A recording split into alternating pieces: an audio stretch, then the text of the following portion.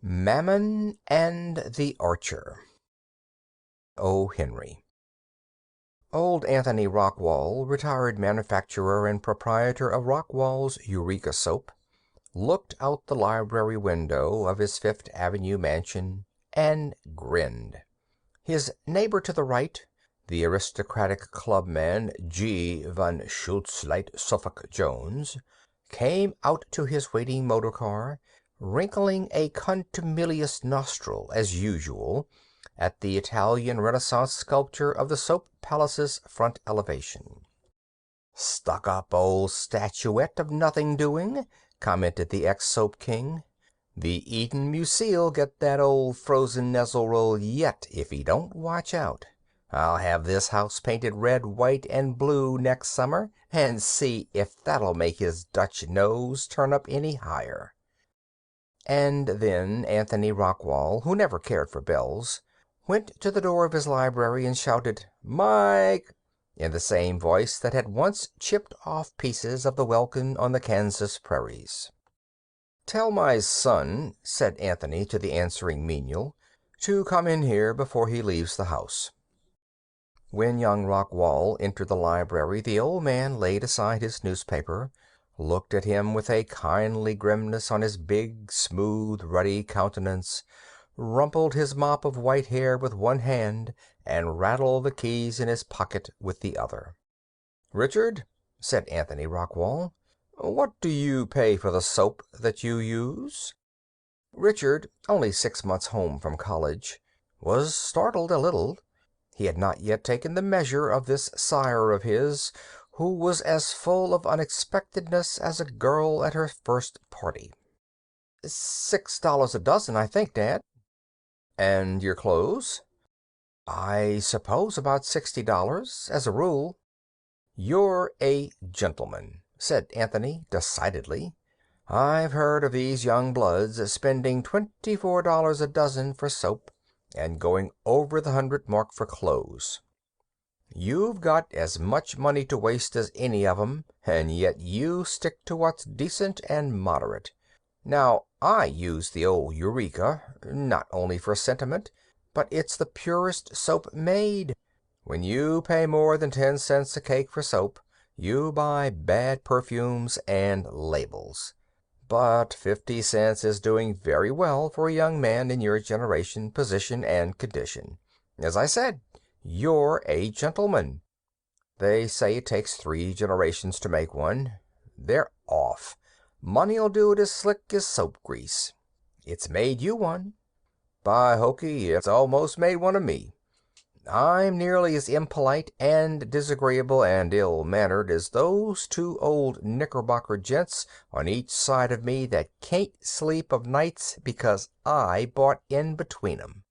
"There are some things that money can't accomplish," remarked young Rockwall rather gloomily. "Now don't say that," said old Anthony, shocked.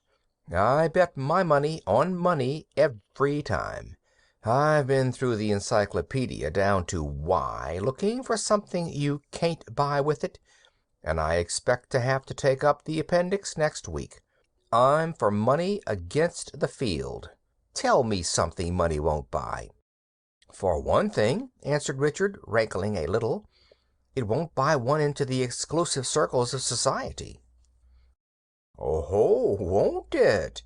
thundered the champion of the root of evil. "You tell me where your exclusive circles would be if the first Astor hadn't had the money to pay for his steerage passage over." Richard sighed. "And that's what I was coming to," said the old man less boisterously. "That's why I asked you to come in. There's something going wrong with you, boy.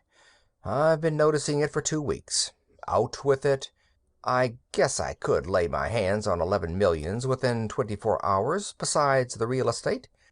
If it's your liver, there's the Rambler down in the bay, cold and ready to steam down to the Bahamas in 2 days."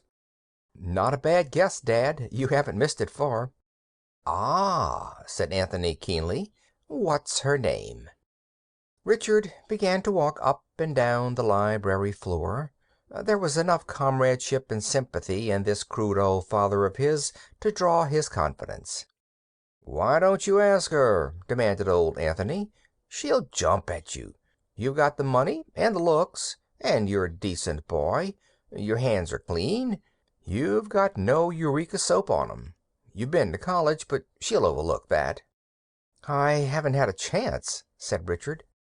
"Make one," said Anthony. "Take her for a walk in the park, or a straw ride, or walk home with her from church. Chance? Pshaw! You don't know the social mill, Dad. She's part of the stream that turns it. Every hour and minute of her time is arranged for days in advance. I must have that girl, Dad, or this town is a blackjack swamp forevermore. And I can't write it. I can't do that." "Tut," said the old man. "Do you mean to tell me that with all the money I've got, you can't get an hour or two of a girl's time for yourself?" "I've put it off too late. She's going to sail for Europe at noon day after tomorrow for a 2 year stay.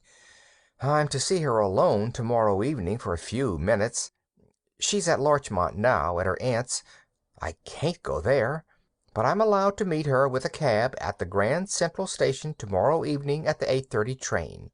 We drive down Broadway to Wallace's at a gallop, where her mother and a box party will be waiting for us in the lobby.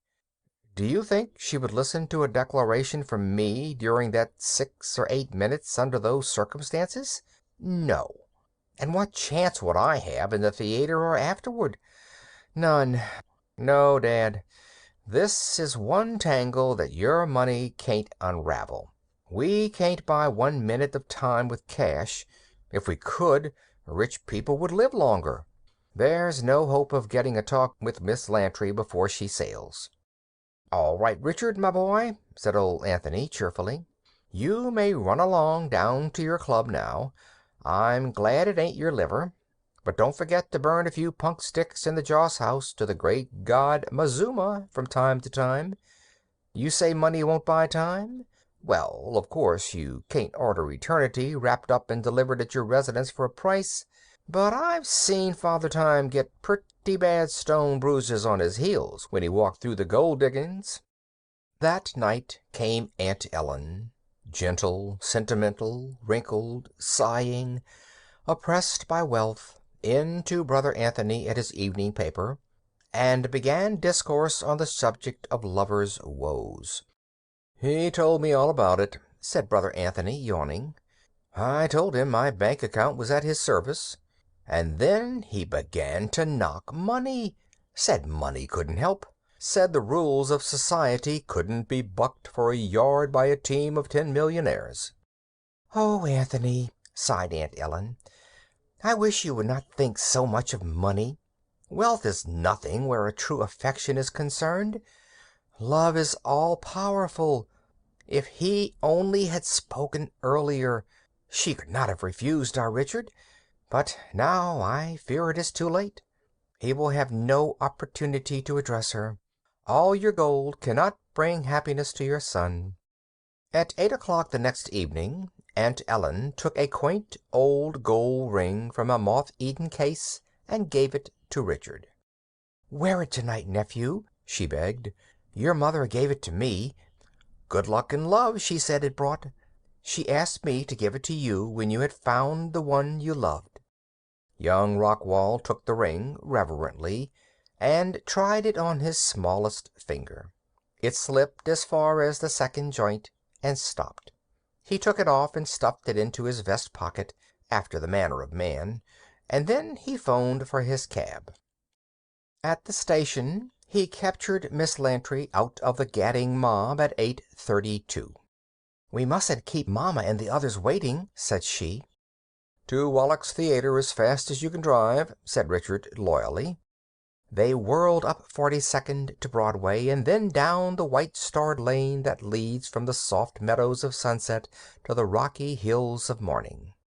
At 34th Street, young Richard quickly thrust up the trap and ordered the cabman to stop. "I've dropped a ring," he apologized as he climbed out. "It was my mother's, and I'd hate to lose it. I won't detain you a minute. I saw where it fell." In less than a minute he was back in the cab with the ring. But within that minute A cross-town car had stopped directly in front of the cab. The cabman tried to pass to the left, but a heavy express wagon cut him off. He tried the right, and had to back away from a furniture van that had no business to be there. He tried to back out, but dropped his reins and swore dutifully. He was blockaded in a tangled mess of vehicles and horses. One of those street blockades had occurred that sometimes tie up commerce and movement quite suddenly in the big city. "Why don't you drive on?" said Miss Lantry impatiently. "We'll be late." Richard stood up in the cab and looked around. He saw a congested flood of wagons, trucks, cabs, vans, and streetcars filling the vast space where Broadway, Sixth Avenue, and 34th Street cross one another as a 26-inch maiden fills her 22-inch girdle. And still, from all the cross streets, they were hurrying and rattling toward the converging point at full speed, and hurtling themselves into the struggling mass, locking wheels and adding their drivers' imprecations to the clamor. The entire traffic of Manhattan seemed to have jammed itself around them. The oldest New Yorker among the thousands of spectators that lined the sidewalks had not witnessed a street blockade of the proportions of this one. "I'm very sorry," said Richard as he resumed his seat, "but it looks as if we're stuck. They won't get this jumble loosened up in an hour. It was my fault. If I hadn't dropped the ring, we—" "Let me see the ring," said Miss Lantry. "Now that it can't be helped, I don't care. I think theaters are stupid, anyway." At 11 o'clock that night, somebody tapped lightly on Anthony Rockwall's door. "Come in," shouted Anthony, who was in a red dressing gown reading a book of piratical adventures. Somebody was Aunt Ellen, looking like a gray-haired angel that had been left on Earth by mistake. "They're engaged, Anthony," she said softly. "She has promised to marry our Richard. On their way to the theater there was a street blockade, and it was 2 hours before their cab could get out of it. And oh, Brother Anthony, don't ever boast of the power of money again. A little emblem of true love, a little ring that symbolized unending and unmercenary affection, was the cause of our Richard finding his happiness. He dropped it in the street and got out to recover it, and before they could continue, the blockade occurred. He spoke to his love, and won her there while the cab was hemmed in. Money is dross compared with true love, Anthony." "All right," said old Anthony. "I'm glad the boy has got what he wanted. I told him I wouldn't spare any expense in the matter if—" "But, Brother Anthony, what good could your money have done?" "Sister," said Anthony Rockwall, "I've got my pirate in a devil of a scrape. His ship has just been scuttled, and he's too good a judge of the value of money to let drown. I wish you would let me go on with this chapter. The story should end here. I wish it would as heartily as you who read it wish it did. But we must go to the bottom of the well for truth." The next day a person with red hands and a blue polka-dot necktie, who called himself Kelly, called at Anthony Rockwall's house and was at once received in the library. "Well," said Anthony, reaching for his checkbook, "it was a good bottle of soap. Let's see, you had 5,000 in cash?" "I paid out 300 more of my own," said Kelly. "I had to go a little above the estimate. I got the express wagons and cabs mostly for $5, but the trucks and two-horse teams mostly raised me to 10. The motormen wanted $10, and some of the loaded teams 20. The cops struck me hardest. $50 I paid too, and the rest 20 and 25. But didn't it work beautiful, Mr. Rockwall? I'm glad William A. Brady wasn't on to that little outdoor vehicle mob scene. I wouldn't want William to break his heart with jealousy. And never a rehearsal either. The boys was on time to the fraction of a second. It was 2 hours before a snake could get below Greeley's statue." 1,300. There you are, Kelly," said Anthony, tearing off a check. "Your 1,000 and the 300 you were out. You don't despise money, do you, Kelly?" "Me?" said Kelly. "I can lick the man that invented poverty." Anthony called Kelly when he was at the door. "You didn't notice," said he, "anywhere in the tie-up a kind of a fat boy without any clothes on, shooting arrows around with a bow, did you?" "Why, no," said Kelly, mystified. "I didn't. If he was like you say, maybe the cops pinched him before I got there." "I thought the little rascal wouldn't be on hand," chuckled Anthony. "Goodbye, Kelly." If you liked the video, put a like, subscribe to the channel, and click on the bell to not miss our new videos.